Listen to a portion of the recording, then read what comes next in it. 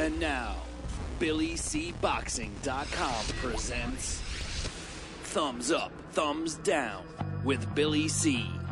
Here he is, Billy C.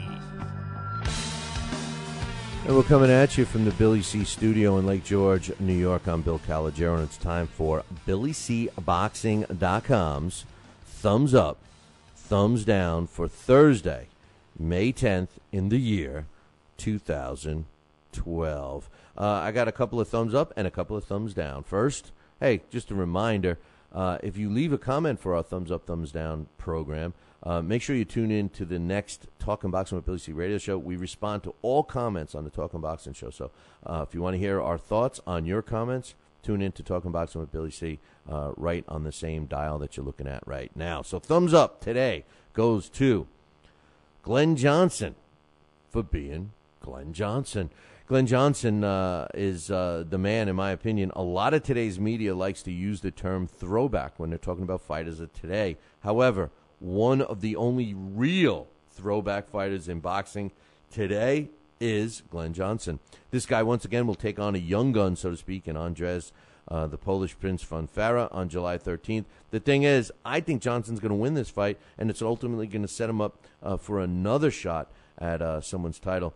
All I could say to Glen Johnson is thumbs up and keep on keeping on, Glen. You're a true throwback fighter. Not many do it like Glen Johnson. He's a pro's pro, that's for sure. I hope he does well on July 13th. Thumbs up goes to the powers that be for setting up the Austin Trout and Delvin Rodrigues fight on June 2nd. What a matchup this is. You know, Austin Trout was criticized for a couple of his performances. He's looked good of late.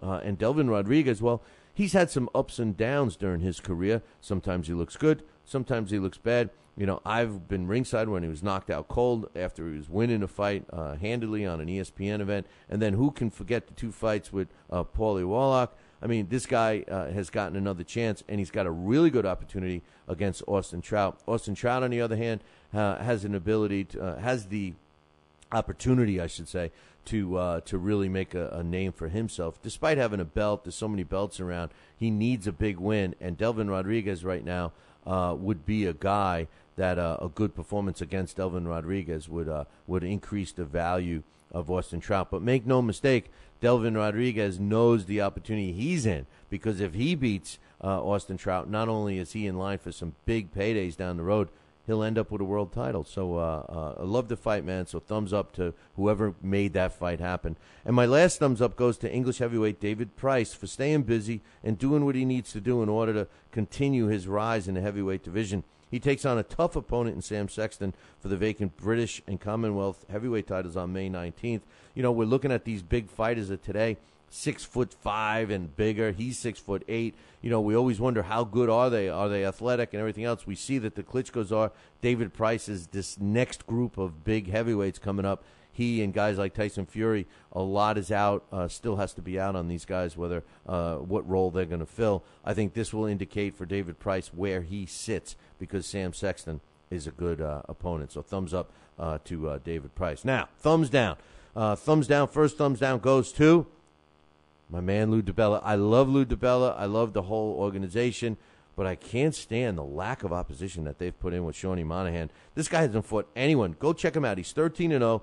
Go punch him up, and you show me one fighter on his resume that's even a good fighter, really. And not only that, he's the main event of the next Broadway boxing series, which is scheduled for June 14th. Come on, man. They haven't announced an opponent yet for this, so maybe the jury's still out. Maybe they are going to put him in with somebody good. I hope they do. You know, if they don't, thumbs down. And right now, I just want to see Seanie Monaghan fight an opponent that actually has a pulse. So thumbs down for DiBella overprotecting this guy. I know he's only got 13 fights, but traditionally you're supposed to progressively step him up, and he just has not. And he's the main event, so it's terrible. Thumbs down goes to Salvador Sanchez II. You know, I give this kid a thumbs down.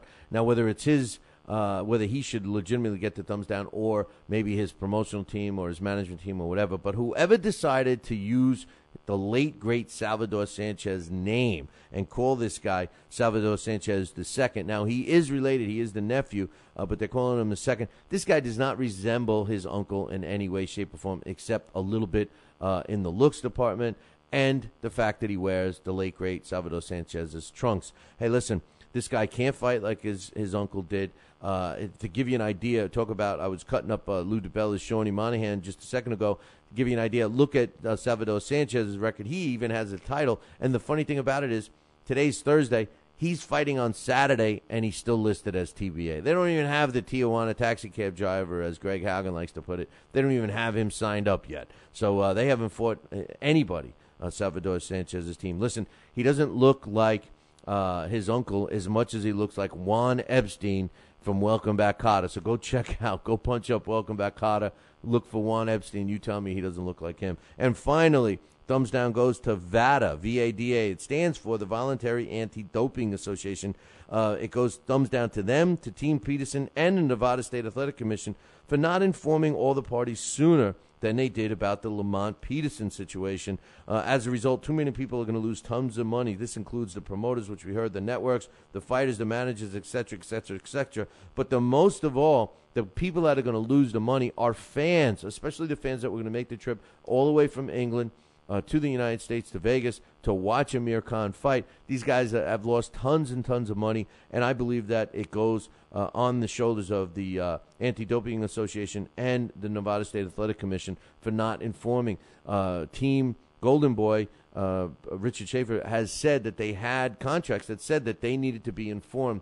The Anti-Doping Administration felt that it was not in their guidelines to report to a third party what the test results. All of the red tape ended up having us have a cancellation of a fight yesterday when the fight was 1 week away. That's terrible for the networks and everything else. Thumbs down to all you guys. Hey, listen, make sure you tune in on Monday. We're going to be off tomorrow, so have a great weekend. Enjoy the fights. Talk to you then. Ciao, baby.